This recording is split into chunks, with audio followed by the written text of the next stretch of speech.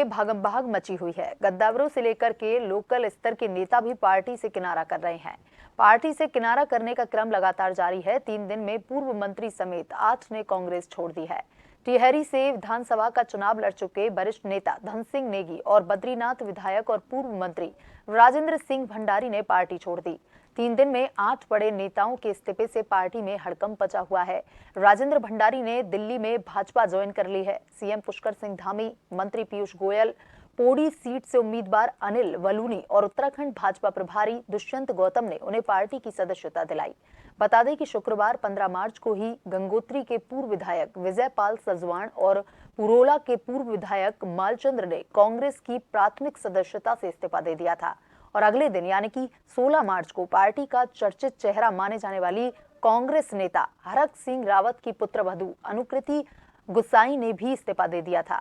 इसके अलावा पौड़ी से कांग्रेस के पूर्व जिला पंचायत अध्यक्ष केसर सिंह नेगी ने पार्टी से त्यागपत्र दे दिया, तो वहीं विकासखंड कोट के पूर्व प्रमुख व कांग्रेस के पूर्व प्रदेश कार्यकारिणी सदस्य नवल किशोर ने भी कांग्रेस का हाथ छोड़ दिया। इसके अलावा पौड़ी ब्लॉक प्रमुख दीपक कुकसाल ने भी कांग्रेस छोड़ दी। कांग्रेस में चल रही भागम भाग और लगातार इस्तीफों की झड़ी से कार्यकर्ताओं का मनोबल टूट रहा है और एक निराशा की लहर भी चल रही है। वहीं कांग्रेस नेता गरिमा दसोनी ने कहा कि जिन्हें उम्मीद से ज्यादा दिया उन्हीं ने दगा दिया। बता दें कि उत्तराखंड में 5 सीटों के लिए 19 को वोटिंग होनी है।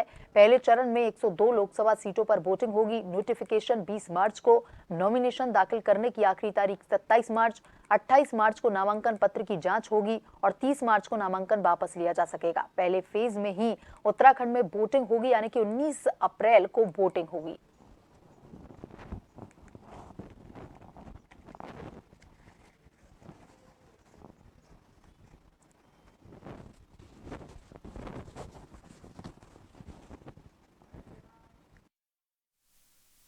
ये तमाम लोग वो हैं जिन्हें सम्मान पचा नहीं। कांग्रेस पार्टी ने इनको नेता बनाया, इनको पद दिया, समाज में प्रतिष्ठा इनकी बढ़ाई और उसी अपने पद और प्रतिष्ठा के बल पर इन्होंने नेगोशिएशन करा, दूसरे दल में जाकर बैठ गए। अब ये तो उत्तराखंड की और देश की जनता को आकलन करना है कि बार बार जो लोग पहले भाजपा में जाते हैं, फिर कांग्रेस में आते हैं, फिर वापस भाजपा में जाते हैं, यानी कि कभी तो भूल की है इन्होंने। या तो भाजपा में जाना इनकी भूल थी या कांग्रेस में आना इनकी भूल थी। तो इनकी भूल का खामियाजा प्रदेश और प्रदेश की जनता क्यों भुगते? भूल ये करते जाएं और खामियाजा प्रदेश की जनता भुगते, ऐसा नहीं हो सकता। इसलिए बार बार मैं आह्वान कर रही हूं उत्तराखंड की देवतुल्य जनता से कि बाइकॉट दल बदलू। और इसी खबर पर हमसे लाइव जुड़ चुके हैं bureau chief S N Pant. S N Pant, Uttarakhand में कांग्रेस में भागम भाग देखने को मिल रही है। लगातार इस्तीफों का दौर भी लगातार जारी है। अगर बात करें 3 दिन में तो पूर्व मंत्री समेत 8 गद्दावर नेताओं ने उत्तराखंड कांग्रेस की सीटों से इस्तीफा दे दिया और बीजेपी का दामन थाम लिया। अब ऐसे में जो भागम भाग मची हुई है उससे जो कार्यकर्ता हैं उनका भी मनोबल गिर रहा है। लोकसभा के चुनावों की तारीखों का भी ऐलान हो गया है। ऐसे में इतनी बड़ी संख्या में कांग्रेस पार्टी से कई गद्दावर नेता इस्तीफा दे रहे हैं, तो कितना प्रभाव लोकसभा चुनावों पर देखने को मिल सकता है? बिल्कुल श्वेता, आपको बताना चाहूंगा पूरे देश में लोकसभा चुनाव की तारीखों का ऐलान हो चुका है और जिस तरीके से भारतीय जनता पार्टी, कांग्रेस या तमाम दूसरे दल चुनावी मैदान में जा रहे हैं, लेकिन इस बार के चुनाव में एक खास बात ये देखी जा रही है कि भारतीय जनता पार्टी का कुनबा लगातार बढ़ता चला जा रहा है। भारतीय जनता पार्टी अपने कुनबे का विस्तार करती चली जा रही है। सबसे बड़ी बात थी कि हम उत्तराखंड के संदर्भ में चर्चा कर रहे हैं तो उत्तराखंड में 5 संसदीय सीटें हैं, यानी लोकसभा की 5 सीटें हैं। लोकसभा में 3 सीटों पर कांग्रेस ने अपने उम्मीदवार उतार दिए हैं, 2 सीटें अभी रिक्त है, यानी 2 सीटों पर अभी नाम की घोषणा नहीं हो पाई है। अगर हम भारतीय जनता पार्टी के लिहाज से बात करें तो पहले 3 सीट पर डिक्लेरेशन हो गया था, उसके बाद 2 सीटों का डिक्लेरेशन हुआ है, यानी 5 प्रत्याशियों को मैदान में उतार दिया गया है। सबसे बड़ी बात यह है कि उसके बावजूद भारतीय जनता पार्टी के संगठन में लगातार कांग्रेस के कार्यकर्ताओं का, नेताओं का, पदाधिकारियों का अपनी पार्टी से इस्तीफा देने के साथ ही भारतीय जनता पार्टी का दामन थामने का सिलसिला लगातार जारी है।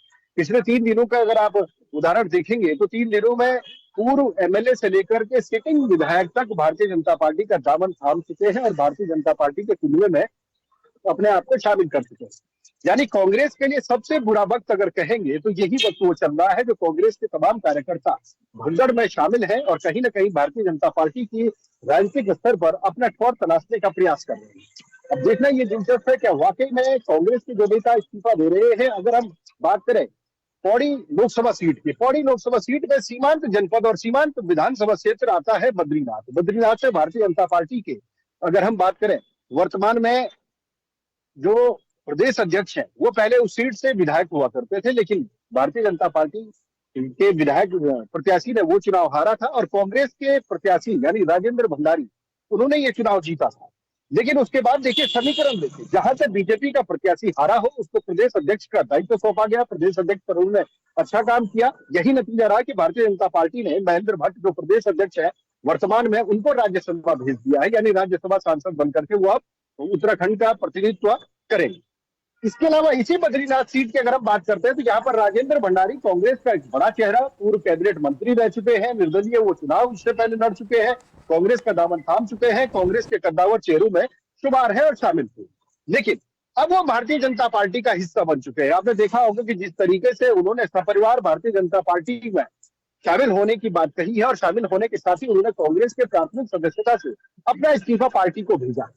एक लाइन का इस्तीफा उन्होंने दिया है कि वो कांग्रेस पार्टी छोड़ना चाहते हैं। किन कारणों से छोड़ना चाहते हैं इस बात की तस्दीक उन्होंने नहीं की है, इस बात का जिक्र भी उन्होंने नहीं किया है। सिर्फ यही नहीं, उत्तरकाशी की अगर बात करेंगे तो उत्तरकाशी में पूर्व विधायक से लेकर के तमाम प्रत्याशी जो पहले रहे हैं विधानसभा के चुनाव में, वो भी भारतीय जनता पार्टी का दामन थाम रहे हैं।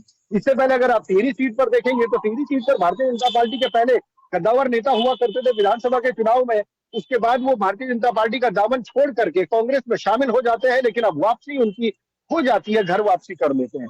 तो ये एक छोटी फेरिस्त नहीं है, ये एक लंबी फेरिस्त है। ये गढ़वाल का जिक्र कर रहा हूं, कुमाऊं का जिक्र करना बाकी है, तो आप अंदाजा लगा सकते हैं कि भारतीय जनता पार्टी का कुनबा लगातार विस्तारित हो रहा है।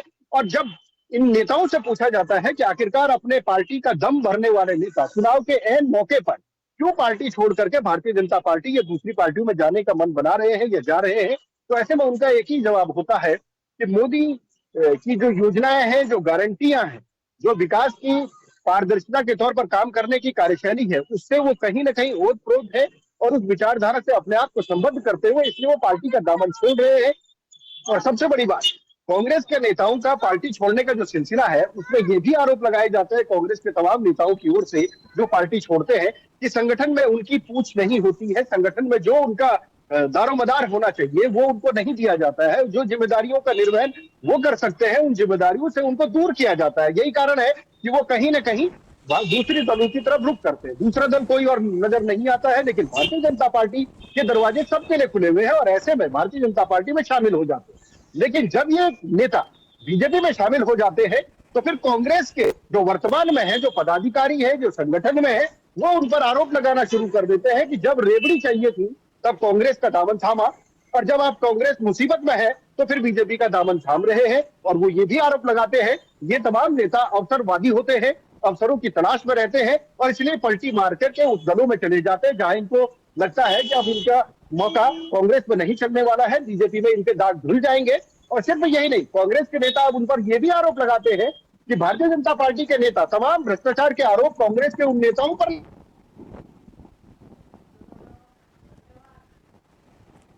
और ये थे हमारे ब्यूरो चीफ एसएन पंत। तमाम